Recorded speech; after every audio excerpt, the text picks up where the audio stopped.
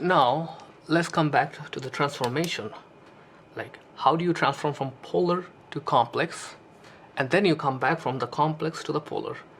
I should have added a third point, which is then how do you transform, let's say, the equations to polar, and subsequently from polar to complex.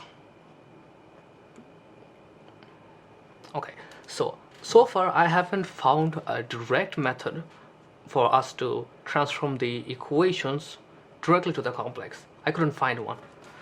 Now, what do I mean by equation? Equation means the average run-of-the-mill V equals Vm sine omega t plus theta.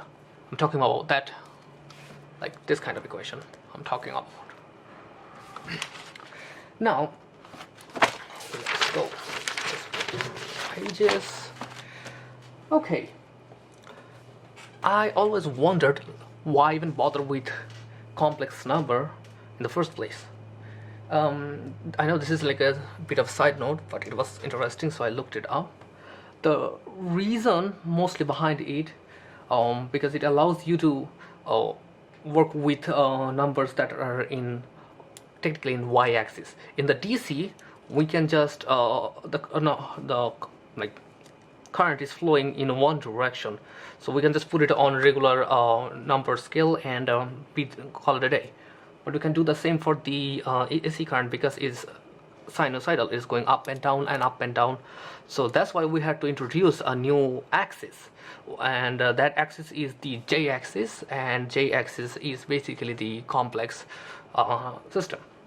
Anyway, now the question was, how do we go from a complex number to a polar coordinate? So let's write down. Let's say a complex number a plus jb, and yeah. So how do you convert this into polar? Simple. So let's say it's kind of like the trigonometry back in the high school kind of stuff.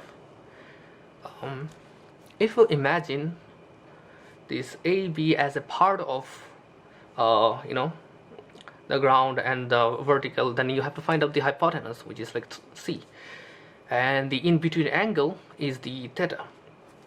Okay, now how do we find it? The answer is going back to the Pythagoras again. C is nothing but square root of a square plus b square. That's it. That's how you find the C. Now, how do you find the I wrote it wrong. This should be A and this should be B. Okay. Now, like, how do we find the theta, the angle? The angle is tan inverse B over A, and voila. After that, you're gonna get the theta in degree, and boom, now you have your number in polar format. Okay, now you can ask me, how do I come back from this polar format to complex? It's simple. The complex, coming back to it, is A equals, since it's on the base, so we're gonna say hypotenuse like multiplied with cos theta, and the vertical goes like this, C multiplied with sine theta. That's it. Now you're back to complex number again. You have the A, you have the B. That's all. Now you're back to A plus JB. These are usual complex format. Oops, where is it? Now, the third part is, how do we implement this for our favorite equation, V equals Vm sine omega t plus theta. How do I use it? It's pretty simple, actually. All we need is to divide this Vm by square root of 2, and for the angle we're just gonna like put it over here. That's it. Now you have your equation as a what it's called, a polar format, and from the polar you can use these equations again and go back to a complex format.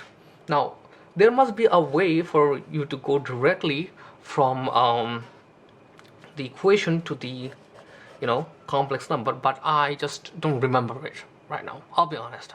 There might be one. I'm just too illiterate to know that.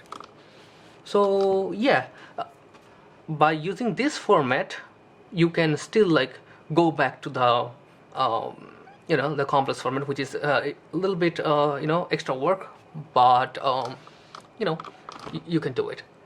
So basically that's what the transformation for complex and complex and regular number, I think, or no, polar number. Anyway, bye.